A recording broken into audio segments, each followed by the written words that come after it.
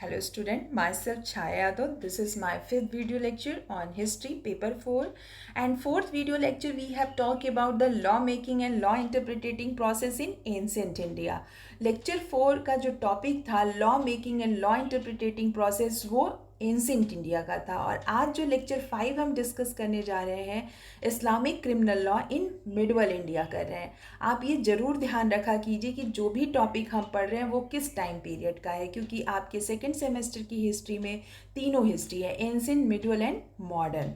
तो इसलिए मैं इस बात पे फोकस कर रही हूँ कि आप आज इस्लामिक क्रिमिनल लॉ पढ़ रहे हैं, ठीक है। तो ये किस टाइम पीरियड का है, मिडवल या एंसेंट। तो Islamic criminal law in medieval India आप पढ़ रहे हैं लेक्चर 5 में।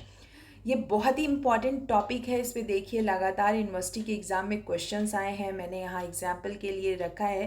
पहला क्वेश्चन जो 2017 में आया है उसमें इस्लामिक क्रिमिनल लॉ के फीचर्स को एलोबरेट करने के लिए बोला गया है। वहीं जो क्वेश्चन 2 है उसमें what kind of punishment provided in Islamic criminal law, ठीक है, आपको ये बताना है। और साथ में explain and discuss some special features of Islamic criminal law जो 2018 में आया है। तो इसलिए इस टॉपिक का हर एक पॉइंट जो है वो इम्पॉर्टेंट है। अगर एमसीक्यू में एग्ज़ाम्स होते हैं तो आपसे ये सारे पॉइंट्स पे क्वेश्चन पूछे जा सकते हैं। इसलिए आप ये वीडियो ध्यान से शुरू से और अंत तक देखिएगा, क्योंकि बहुत से इंपॉर्टेंट टॉपिक हैं जिनको मैंने अंडरलाइन कर रखा है। तो चलिए स्टार्ट करते हैं Islamic criminal law. Islamic criminal law हम जो टॉपिक पढ़ने जा रहे हैं उसके इंट्रो में आपको ये देखना है कि जो इस्लामिक क्रिमिनल लॉ है वो किस पे बेस्ड है, ठीक है। इस्लामिक क्रिमिनल लॉ जो है वो किस पे बेस्ड है, तो पहली लाइन देखिए, जो मोहम्मदन क्रिमिनल लॉ है, जो इस्लामिक क्रिमिनल लॉ है बेस्ड ऑन कुरान। जो सबसे पहले आप देख रहे हैं कि किस पे बेस्ड है, कुरान पे। कुरान पे क्यों बेस्ड है, क्योंकि कुरान प्राइमरी सोर्स है। जो मिडवल इंडिया का जो आपने लॉ का सोर्स देखा है उसमें कुरान जो है वो लॉ का प्राइमरी सोर्स है, इसलिए Mohammedan criminal law based on Quran, ठीक है। सेकेंड पॉइंट ये आता है कि जब टाइम बढ़ने लगा, प्रॉब्लम बढ़ने लगी, हमारी सोसाइटी में डिफ़िकल्टीज़ बढ़ने लगी, तब हमने किसकी हेल्प ली, सुन्नत की। इसलिए कहा गया कि जो मुग़ल रूलर हैं वो जब प्रॉब्लम्स का सलूशन कुरान में नहीं मिल रहा था तो उन्होंने किसकी हेल्प ली, सुन्नत की हेल्प ली। सुन्नत क्या है, हदीस है। तो इसलिए आप कह सकते हो कि इस्लामिक क्रिमिनल लॉ जो है वो बेस्ड है किस पे, कुरान एंड सुन्नत पे। नेक्स्ट इसका जो सोर्स हम लोगों को देखना है, यहाँ पे दो वर्ड आपको दिख रहे हैं, हिदाया एंड फतवा। जो ये हिदाया वर्ड है, ये हिदाया contain the general principles of Muslim criminal law. जो हिदाया है वो मुझे जनरल प्रिंसिपल्स जो है वो बताते हैं मुस्लिम क्रिमिनल लॉ के। वहीं जो फतवा आलमगीरी है वो देखिए किस चीज़ का कलेक्शन है, केस लॉ का कलेक्शन है, ठीक है। तो इस तरीके से आपने देखा कि जो इस्लामिक क्रिमिनल लॉ है वो किस पे बेस्ड है, और इसके दो मेन सोर्स क्या क्या है, हिदाया एंड फतवा।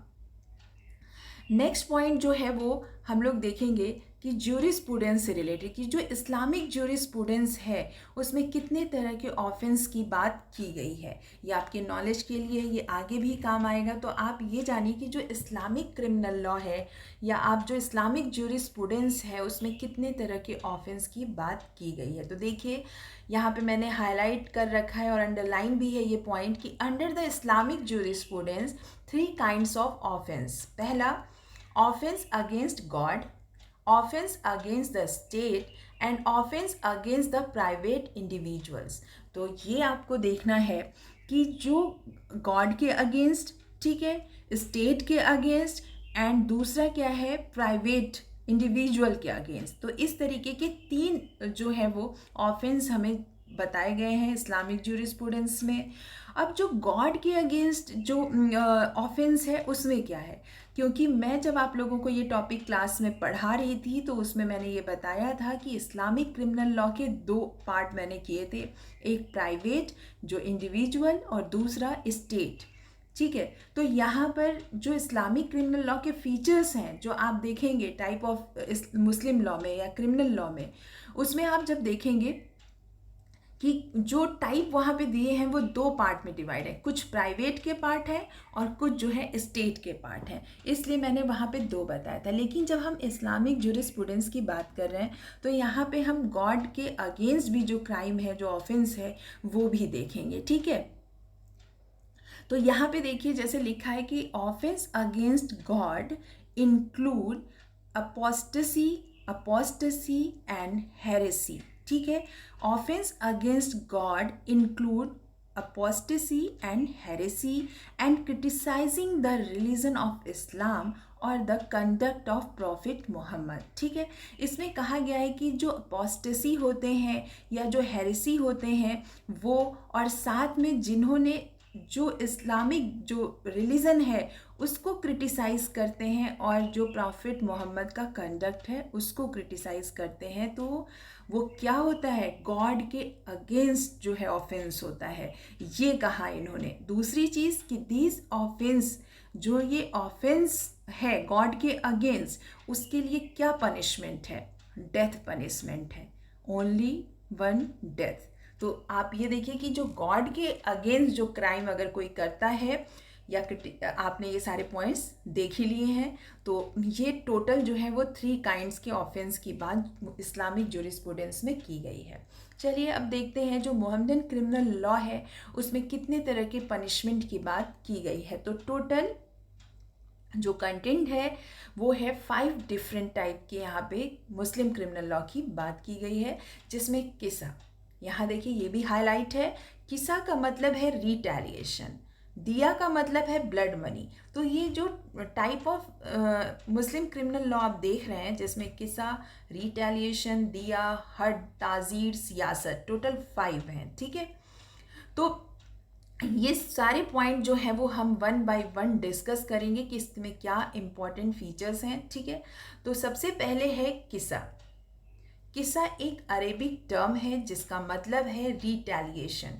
रिटेलिएशन मीन्स प्रतिशोध, जो प्रतिशोध की भावना होती है, इसके लिए ये जो है किसा वर्ड जो है वो यूज़ होता है। तो सबसे पहले कि रिटेलिएशन में आता क्या है, मर्डर।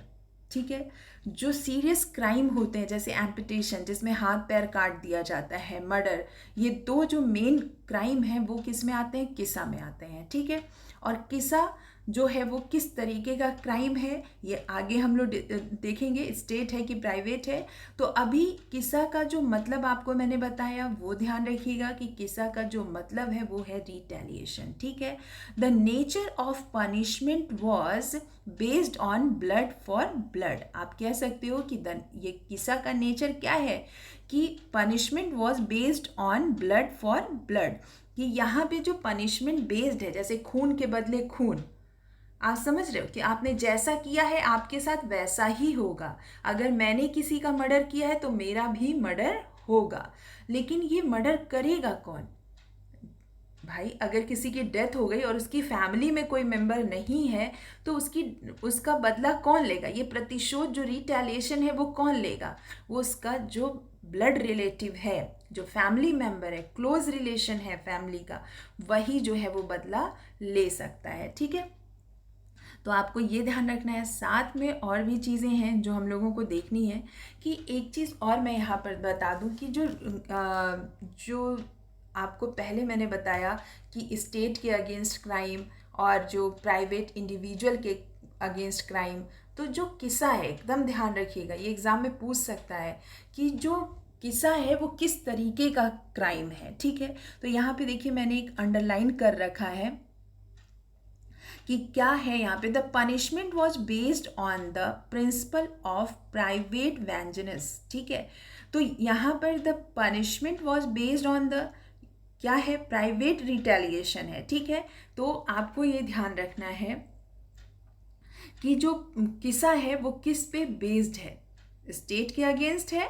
या प्राइवेट है, तो ये प्राइवेट रिटेलिएशन है। ठीक है, और एक चीज़ और कि यहाँ पर अगर कोई स्लेव है तो उसका फैमिली मेंबर तो उसके साथ रह नहीं रहा, उसका बदला कौन लेगा? तो यहाँ पे इसके बाद की लाइन देखिए, in case the victim of slave them his master was have to the right of retaliation, कि जो उसका मालिक है, जो मास्टर है, वो रिटेलिएशन लेगा, वो प्रतिशोध लेगा। ठीक है, तो यहाँ पे एक आपने देखा कि जो बताया गया है, क्लियर किया गया है कि अगर स्लेव है तो उसका बदला कौन लेगा, तो उसका बदला जो मास्टर होगा, जो उसका मालिक होगा, वो लेगा। ठीक है, तो आपने ये देख ही लिया कि ये जो प्राइवेट रिटेलिएशन। फिर नेक्स्ट पॉइंट है दिया।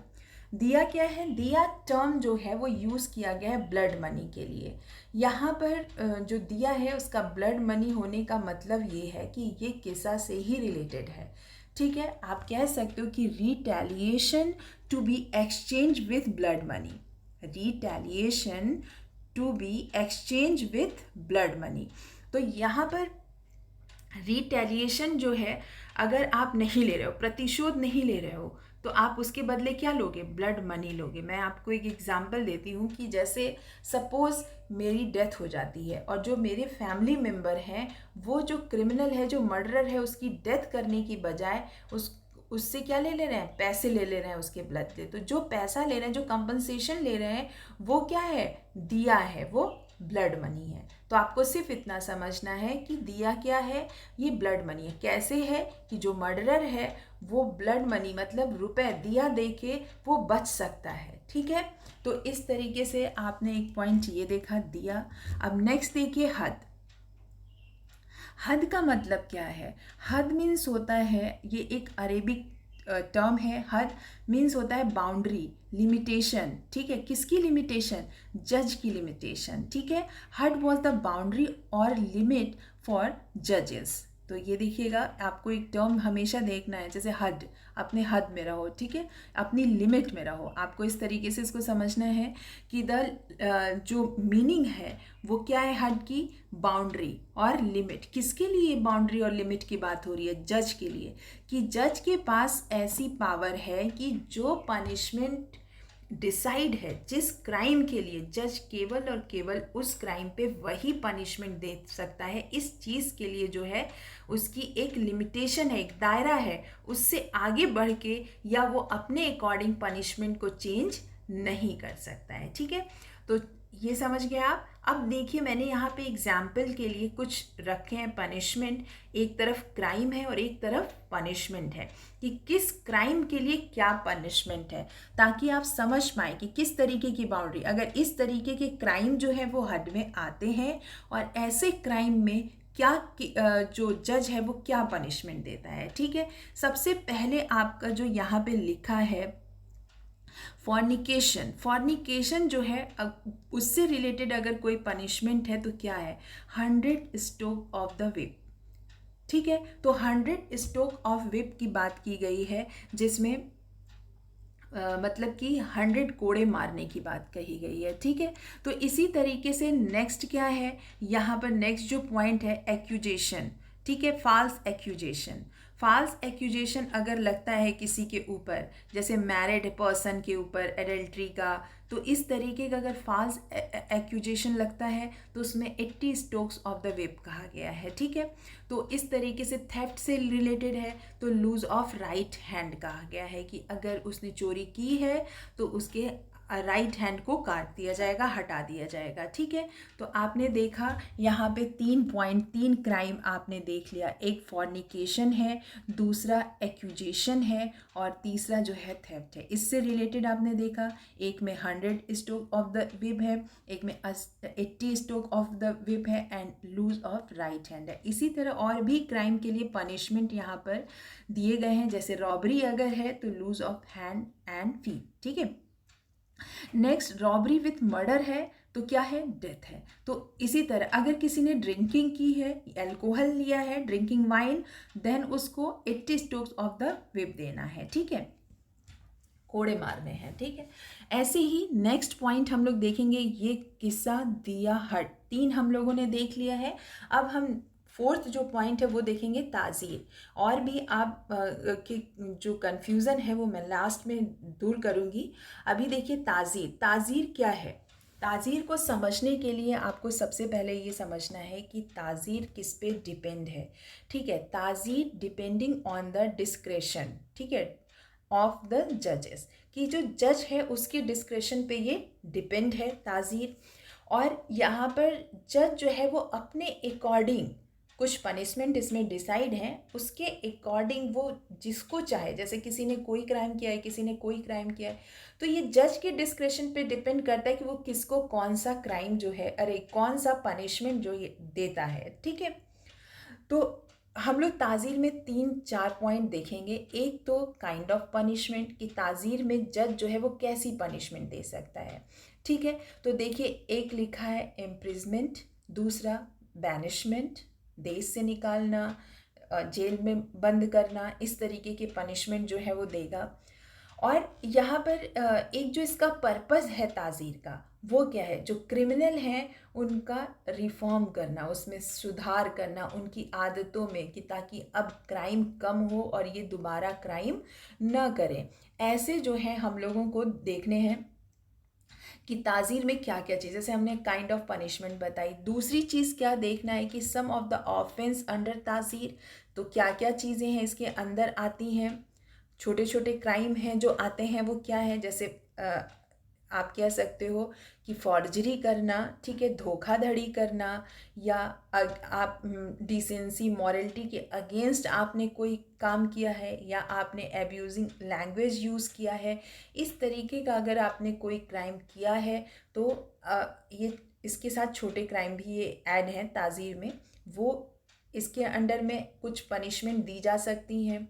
जैसे ऐसी पनिशमेंट देने के लिए जो जज है, जैसे अगर कोई रिच पर्सन है, उसकी सोसाइटी में कुछ स्टेटस है, तो उसको वो वार्निंग दे के छोड़ देगा।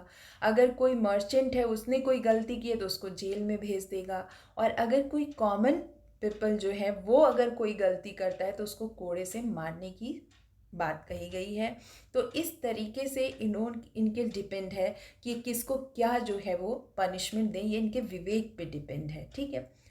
और एक सोशल रिफॉर्म के लिए बात की गई है, जैसे ताजीर में भी एक चीज़ आता है यहाँ पर कि पनिशमेंट देने के लिए, कि हेड को सेट कर देना, ठीक है, आपके मुंह पे कालिख पोत के उसको घुमाना, और जैसे पूरे परेड कराना पूरे टाउन में या सिटी में जहाँ भी रह रहे, ताकि उसकी सोशल इंसल्ट हो और दोबारा ये क्राइम ना करे। तो आपने एक चीज़ देखी कि यहाँ पर क्या क्या चीज़ हैं। एक तो आपने काइंड ऑफ पनिशमेंट देख लिया ताज़ीर में। दूसरी चीज़ क्या है, कुछ ऑफेंस ऐसे हैं जो ताज़ीर के अंदर में दिए जाते हैं।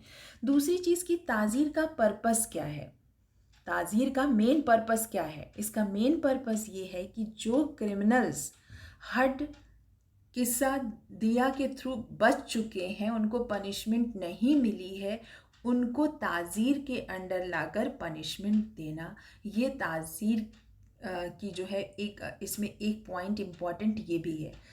पहली चीज़ काइंड ऑफ पनिशमेंट, दूसरा ऑफेंस, और तीसरा पर्पस। पर्पस क्या है, एक तो मैंने आपको बताया कि जो क्रिमिनल है उनका रिफॉर्म करना।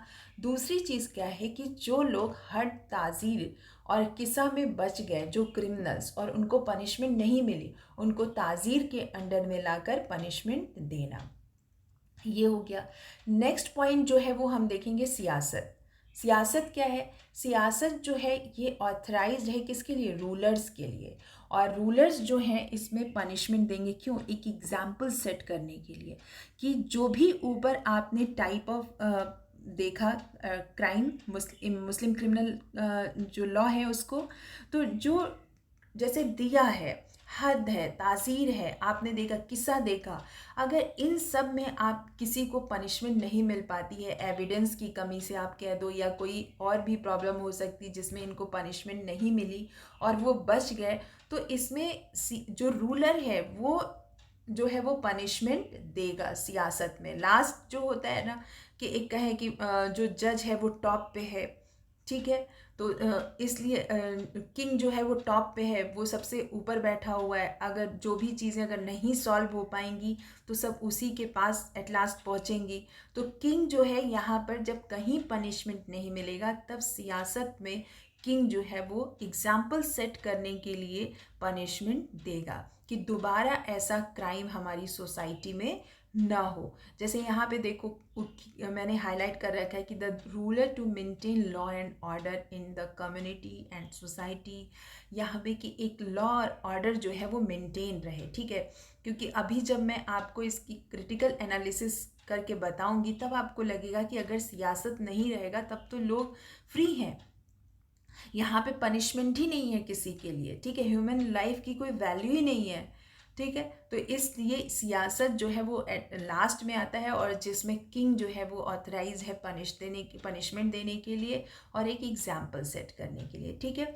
तो इसमें बहुत से पनिशमेंट होती है, जैसे मान लो किसी ने स्टेट के अगेंस्ट कोई क्राइम कर दिया है, ठीक है, विद्रोह कर दिया है, या किसी ने जो है वो अपनी ड्यूटी या जो रेवेन्यू है वो अच्छे से कलेक्ट नहीं किया है, तो उसमें ये है कि कहा गया है, इसमें लिखा है कि हाथी से मरवा देना या कोबरा जो सांप होता है उससे कटवा देना। इस तरीके की भी डेंजरस जो कह सकते हो जो पनिशमेंट है वो दी जाती थी, ताकि एक खौफ लोगों के अंदर पैदा हो और दोबारा इस तरीके की कोई एक्टिविटीज़ ना करे। और नेक्स्ट जो देखिए लास्ट में जो मैंने लिखा है तशहीर। तशहीर जो है वो क्या है? तशहीर का मतलब होता है डिग्रेस करना। ठीक है। तशहीर का मतलब है कि आपको सोशली जो है आपकी इंसल्ट की जाए। किस तरीके से? गधे पे बैठा के घुमाना, मुंह पे कालिख लगाना। ठीक है। तो इस तरीके की चीज़ें ताकि तशहीर में बताई गई हैं। तशहीर जो वर्ड है उसका मतलब ही यही है कि आपको डिग्रेस किया जाए, आपकी सोशली जो है वो इंसल्ट की जाए। ये इस वर्ड का मतलब है। अब हम लोग इसको देख लेते हैं कि जो तशहीर है वो अन इस्लामिक है, but an ancient Indian punishment है। ठीक है। कि एंसेंट इंडिया में जो है ये उस टाइम पे चल रहा था और जो कंटिन्यू रहा मिडवल पीरियड में। तो इसलिए आप इसको जानेगा कि तशहीर क्या है। तशहीर एक ऐसी पनिशमेंट है जो अन इस्लामिक है, but an ancient Indian punishment है जो कंटिन्यू रही मिडवल टाइम पीरियड पे। ठीक है। इसकी मीनिंग क्या है? यही कि आपको डिग्रेस किया जाए, ठीक है, जो ऑफेंडर है उनको, और यहाँ पे भी कि आपकी सोशल इंसल्ट हो ताकि आप दोबारा ऐसा क्राइम ना करें। इसको जहांगीर ने भी यूज़ किया था इस तशहीर को, जब उसके स्टेट में उसकी गवर्नमेंट में जो लोग रेवेन्यू अच्छे से पे नहीं कर रहे थे या कुछ अपनी ड्यूटी अच्छे से नहीं निभा रहे थे, उनको उसने ऐसी पनिशमेंट दी थी। उनका हेड सेव्ड करा दिया था और मुंह पे कालिख लगा के पूरी सोसाइटी में परेड कराना ताकि उसकी इंसल्ट हो और दोबारा ऐसा काम ना करे। तो जो तशहीर है, और एक आपने देखा ताज़ीर। क्लास एकदम कंफ्यूज मत होइएगा कि तशहीर और ताज़ीर क्या है। ठीक है। तशहीर किसी बुक में तशहीर देता है, ठीक है। जब आप मैंने तो कई बुक देखी है इस्लामिक क्रिमिनल लॉ पे, तो कहीं पे टोटल 5 टाइप के क्रिमिनल लॉ हैं, कहीं 4 टाइप के क्रिमिनल लॉ हैं, कहीं सियासत नहीं है, कहीं तशहीर है। तो आपको मैंने इस लेक्चर में आपको सारे वो पॉइंट बता दिए जो मुस्लिम क्रिमिनल लॉ से रिलेटेड हैं, ताकि आप कंफ्यूज ना हो। ये ताज़ीर है। ताज़ीर किससे रिलेटेड है? जज के डिस्क्रेशन से रिलेटेड है, ठीक है, उसके विवेक से रिलेटेड है। वो यहाँ पर अपने अकॉर्डिंग पनिशमेंट दे सकता है, और यहाँ पर ताकि जो क्रिमिनल है वो सुधर जाए और दोबारा ऐसा क्राइम ना करे। यहाँ पे छोटे छोटे पनिशमेंट क्राइम आते हैं, आपने देखा है किस तरीके से जो है वो मॉरलिटी के अगेंस्ट, डिसेंसी के अगेंस्ट एब्यूजिंग लैंग्वेज यूज़ कर रहे हैं, फॉर्जरी कर रहे हैं। तो इसकी जो पनिशमेंट है वो ताज़ीर में दी जाती है, ठीक है। और इसका पर्पज़ ही है जो क्रिमिनल है उनका रिफॉर्म करना। आपने ये देख लिया। अब तशहीर क्या है? तशहीर जो वर्ड है यहाँ पर, इसका मतलब होता है कि आपको सोसाइटी में डिग्रेस किया जाए, इंसल्ट किया जाए, और इसका भी पर्पस जो है वो लगभग इसी तरीके का है कि यहाँ पे सोसाइटी में अगर इंसल्ट होगी तो आप दोबारा ऐसा क्राइम नहीं करेंगे, ठीक है। तो ये एक एंशिएंट इंडिया में भी ये जो लॉ है ये बहुत ज़्यादा प्रचलित था, और वही लॉ जो है वो मिडवल टाइम पीरियड पे कंटिन्यू हो गया। तो तशहीर का ध्यान रखिएगा कि तशहीर was an un Islamic but an ancient Indian punishment, ठीक है, जो कंटिन्यूड हुई कब? In the medieval period. तो ये टोटल जो है वो पॉइंट्स थे। तशहीर भी हो गया, ताज़ीर भी हो गया, ठीक है। तशहीर और ताज़ीर में आप डिफरेंस भी समझ गए। सियासत क्यों है, ठीक है, सियासत का जो पर्पज़ है वो क्यों है, एक एग्जाम्पल सेट करने के लिए सोसाइटी में। और टोटल जो है हमने 5 टाइप के क्रिमिनल लॉ देखे। हड में आपने देखा कि किस तरीके से हर एक क्राइम के लिए पनिशमेंट डिसाइड है, और जो जज है उसकी एक बाउंड्री है, एक लिमिट है, उसे बाहर जाके वो पनिशमेंट नहीं दे सकता है। अगर किसी ने चोरी की है तो उसका राइट हैंड ही काटा जाएगा, ऐसा नहीं है कि उसको 80 कोड़े मारे जाएंगे, ठीक है। तो इस तरीके से जो क्राइम है उसके लिए पनिशमेंट डिसाइड है। तो आपने टोटल 5 टाइप की क्रिमिनल लॉ देख लिया। अगर हम इसकी क्रिटिकली एनालिसिस की बात करें कि जो मुस्लिम क्रिमिनल लॉ है उसमें कमियां क्या हैं, ठीक है। मुस्लिम क्रिमिनल लॉ में जैसे आपने किस्सा देखा, सबसे पहले डिस्कस कर लेते हैं कि जो किस्सा आपने देखा यहाँ पर क्या था, इससे रिलेटेड आपने दिया देखा। यहाँ प्रतिशोध की बात, रिटेलिएशन की बात की गई है। तो ये रिटेलिएशन कौन लेगा? फैमिली मेंबर लेगा। और अगर फैमिली मेंबर नहीं है तो उसको पनिशमेंट कौन देगा, ठीक है। और ऊपर से ये प्राइवेट क्राइम है, स्टेट के अगेंस्ट क्राइम नहीं है, तो स्टेट इस पे एक्शन नहीं लेगा, ठीक है। वैसे अगर किसी ने मर्डर किया है तो उसके लिए भी डेथ पेनाल्टी ही है, उसको भी कैपिटल पनिशमेंट ही मिलेगी। लेकिन ये कौन देगा? जो उसका ब्लड रिलेटिव क्लोज रिलेशन वाला है वो उस पर पनिशमेंट देगा। तो ये किस्सा हो गया। अब दूसरी चीज़ जो दिया आपने देखी थी कि दिया क्या है, दिया का मतलब है ब्लड मनी। अब ये देखिए कि जो बहुत रिच है उसको लगेगा कि अगर मैं क्राइम करूंगा तो मैं पैसे देके बच जाऊंगा। तो इससे क्या आपको लग रहा है कि जो human life had no value, कि आप इसको स्टेट के अगेंस्ट क्राइम भी नहीं मान रहे हैं और पैसे दे के वो बच भी जा रहा है, ब्लड मनी। तो इसलिए जो है ये सब आप जो है आप देखें कि इसमें जो मुस्लिम क्रिमिनल लॉ है उसमें क्या क्या कमियां हैं, ठीक है। ऐसी ही एक कमी और भी है कि the murder was not punished if, वो कब पनिश नहीं होगा?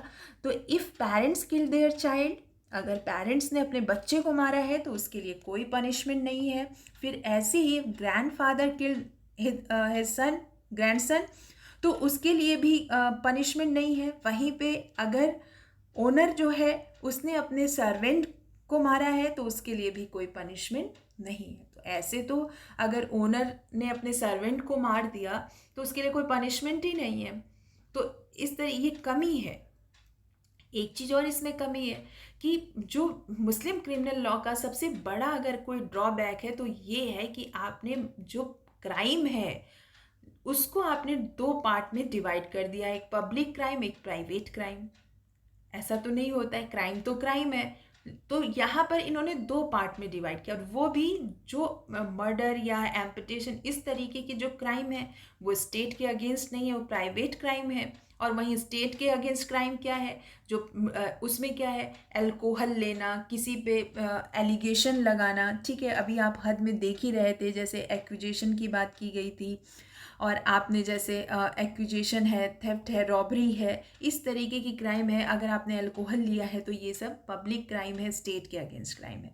तो ये सारी जो हैं इसकी कमियां हैं जो आपने अभी देखी। और एक और मेन कमी जो है मैं आपको बता दूं इसमें, कि जैसे आर्म्ड और सभी आर्म्ड की बात की गई है। अगर मर्डर विथ नाइफ किया गया है, मतलब कोई शार्प चीज़ से किया गया और ब्लड निकला है, तो वो क्या है, वो मर्डर में काउंट होता था। और अगर ऐसा मर्डर हुआ है जिसमें ब्लड नहीं निकला है, जैसे मैंने जहर दे के मारा हो या कुछ इस तरीके की चीज़ों से पानी में डुबा के मारा हो, तो अगर उसका ब्लड नहीं निकला है तो वो सभी आमद है, वो मर्डर में कंसीडर नहीं होता था। तो इस तरीके की इसमें कमियां हैं। मर्डर तो मर्डर है, आप उसको जहर दे के मारो या आप शार्प किसी चीज़ से मारो, लेकिन जब ब्लड निकलेगा तब वो मर्डर में काउंट होता था। जैसे मर्डर विथ नाइफ हो गया, ठीक है, शॉर्ट हो गया, या कोई भी शार्प चीज़ है उससे अगर आप मार रहे हो तो ब्लड तो ऑफकोर्स निकलेगा, तो वो मर्डर में काउंट होगा, उसको आर्म्ड बोलते थे। और सभी आर्म्ड क्या होता था, सभी आर्म्ड में कि ऐसे मर्डर आते थे जिसको मर्डर जैसे मान लो किसी का मर्डर हुआ और पॉइजन दे के हुआ, तो हम कहेंगे ये सभी आर्म्ड है, मतलब कि ये मर्डर नहीं है। और अगर किसी को नाइफ से मारा गया है, ब्लड निकल रहा है, तो मैं कहूँगी हाँ ये आर्म्ड है, सब ये मर्डर है। तो इस तरीके से जो है वहाँ पर जो है वो डिवाइड किया गया था। आपको मैं बता ही रही हूँ, जैसे एक प्राइवेट क्राइम वाला और एक स्टेट क्राइम वाला, फिर यहाँ सभी आमद और आमद की बात हो गई।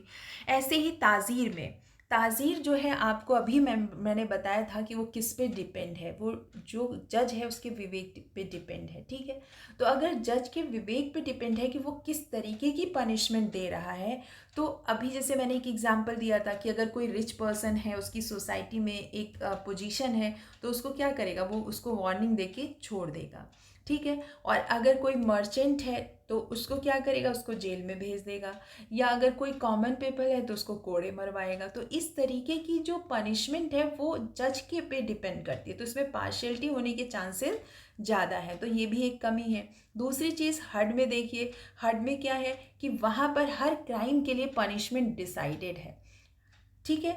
अब क्या होगा कि जैसे मैंने किसी पर कोई एलिगेशन लगाया, या मैंने एलिगेशन लगाया कि उसने ड्रिंक किया है और मैं प्रूफ नहीं कर पाई, तो सेम पनिशमेंट जो है वो मुझे मिलेगी। तो इसमें क्या होगा कि हर कोई जो है ऐसे क्राइम को बर्दाश्त कर लेता, तो उसको लगता कि अगर एविडेंस की कमी रही और मैं नहीं प्रूफ कर पाया तो पनिशमेंट किसे मिलेगी, मुझे मिल जाएगी। तो इस तरीके से ये कमियां हैं जो आपको मैंने बताया हड में, किस्सा में, ताज़ीर में, ठीक है। और जैसे विटनेस की भी कमी थी यहाँ पे, क्योंकि जो मुस्लिम है और नॉन मुस्लिम है, जो नॉन मुस्लिम है वो मिडवल टाइम पे सिटीजन काउंट नहीं होते थे, तो इसलिए विटनेस के टाइम पे अगर एक हिंदू है तो और एक मुस्लिम है तो मुस्लिम की बात कंसीडर की जाती थी, अगर एक दो हिंदू हैं तब वो एक मुस्लिम के बराबर होते थे। तो इस तरीके की चीज़ें हैं जो कमियां हैं मुस्लिम क्रिमिनल लॉ में, और आज हमने इस वीडियो में एक एक पॉइंट अच्छे से डिस्कस किया है। और आप देखिए जो भी पॉइंट इम्पॉर्टेंट है उसको मैंने हाईलाइट और अंडरलाइन कर रखा है, ताकि आप मेरे लेक्चर के साथ इन सारे पॉइंट्स को देख भी सकें। तो ये सारे पॉइंट्स थे, टोटल 5 टाइप के क्रिमिनल लॉ थे, और एक लास्ट में मैंने नोट करके लिखा था तशहीर के बारे में, ये भी आप जानिएगा, ये बहुत इम्पॉर्टेंट है। तो ठीक है क्लास, आज के लिए सिर्फ इतना ही। Thank you.